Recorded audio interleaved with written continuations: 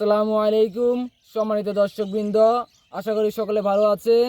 আমি আব্দুল আহাদ যুক্ত হয়েছি আপনাদের সঙ্গে কথা বলবো কৃষি সংক্রান্ত বিষয় নিয়ে। আমরা এখন যে বিলটিতে অবস্থান করছি তা দক্ষিণ গাবদেরগাঁও একটি ঐতিহ্যবাহী বিল। যে বিলটি অবস্থান করছে মালেবাংতির পাশেই সন্নিকটে। আমরা এই বিলটিতে আপনাদেরকে যে জন্য এসেছি, অর্থাৎ আপনাদেরকে যে বিষয়টি আমরা দেখানোর চেষ্টা করতেছি, আমরা ইতিমধ্যে দেখতে পাচ্ছি এখানে অলরেডি হাল চাষ শুরু হয়ে গেছে। আর কিছুদিনের মধ্যে এখানে ইরি ধান চাষ করা হবে। আপনারা দেখতে পাচ্ছেন আমাদের বর্তমান যে কৃষি যে প্রেক্ষাপট দিন দিন বিলুপ্তর পথে। আমাদের যে এলাকা এখানে আপনি যদি লক্ষ্য করেন, যদি আপনার কখনো ভ্রমণের সুযোগ হয়ে থাকে, আপনি দেখবেন যে এখানে অনেক জমি বিলুপ্ত হয়ে গেছে, অর্থাৎ জমির পরিমাণ দিন দিন কমে যাচ্ছে। এটা কি কারণে হচ্ছে তা আপনারা ভালো করে বুঝেন যে আমাদের জনসংখ্যা দিন যত যাচ্ছে জনসংখ্যা বৃদ্ধি হচ্ছে, এবং কি দেখা যাচ্ছে জনসংখ্যা বৃদ্ধির পরিমাণ এতটাই বেড়েছে যে আস্তে আস্তে জমির পরিমাণ কমে যাচ্ছে।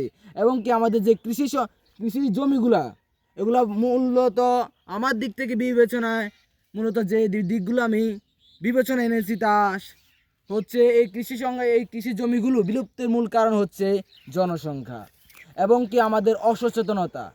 যদি আমরা সচেতন হই এবং আমাদের যে বাংলাদেশ কি কৃষি প্রধান দেশ, এবং এই কৃষি প্রধান দেশকে যদি তার যে কৃষি যে ঐতিহ্য, দেশের যে কৃষি ঐতিহ্য, তা আমাদেরকে যে কোনো মূল্য হোক তা ধরে রাখতে হবে।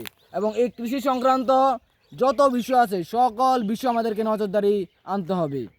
সুতরাং আমরা এমন একটি দেশের দিকে না এগোই যেখানে থাকবে অভাব, যেখানে থাকবে হাহাকার, এমন একটা রাষ্ট্রের দিকে আমরা না এগোই। আমরা সকলে কৃষির দিকে মনোযোগী হই এবং কৃষির যে সকল প্রকল্প আছে ওগুলোর মধ্যে যারা যে স্তরে আছেন, যারা যে এখানে আছেন, প্রত্যেকের জায়গা থেকে চেষ্টা করবেন যে সকল কৃষি প্রকল্প আছে প্রত্যেকটা প্রকল্পের সদ্ব্যবহার করার।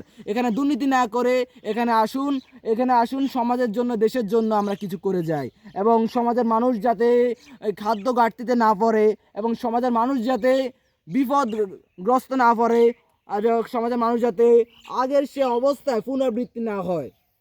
বর্তমান যে প্রেক্ষাপট, এই প্রেক্ষাপটের সাথে তাল মিলিয়ে যুগোপযোগী কৃষি বাস্তবায়নের লক্ষ্যে আমাদের সকলকে কাজ করতে হবে এবং আমাদের এই দেশকে রক্ষার জন্য আমাদেরকে এগিয়ে যেতে হবে। আমাদেরকে আরও সংগ্রামী হতে হবে।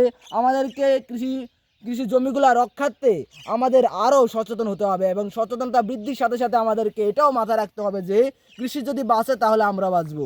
কারণ আপনি যত বড় হন, কৃষি ছাড়া চলতে পারবেন না। কৃষির যেই একটা প্রভাব, এটা সমাজ রাষ্ট্রে প্রত্যেকটা জায়গায় বিরহ। সুতরাং আমাদেরকে কৃষির যে বাস্তবমুখী চিন্তা ভাবনা আমাদেরকে আরও বৃদ্ধি করতে হবে, এবং কৃষি সংক্রান্ত বিষয় নিয়ে আমাদেরকে আরও গবেষণা করতে হবে, এবং কৃষি সংক্রান্ত বিষয় নিয়ে আমাদেরকে আরও সচেতন হতে হবে, এবং কৃষিকে বাঁচানোর জন্য আমাদেরকে প্রয়োজনীয় পদক্ষেপ নিতে হবে। তো সম্মানিত দর্শকবৃন্দ, আর কথা না বাড়িয়ে আজকের ভিডিও শেষ করছি এখানে। দেখা হচ্ছে খুব শীঘ্রই। সে পর্যন্ত সকলে ভালো থাকবেন, সুস্থ থাকবেন, এবং আমাদের পেজটিকে ফলো করে আমাদের পাশে থাকবেন। আসসালামু আলাইকুম।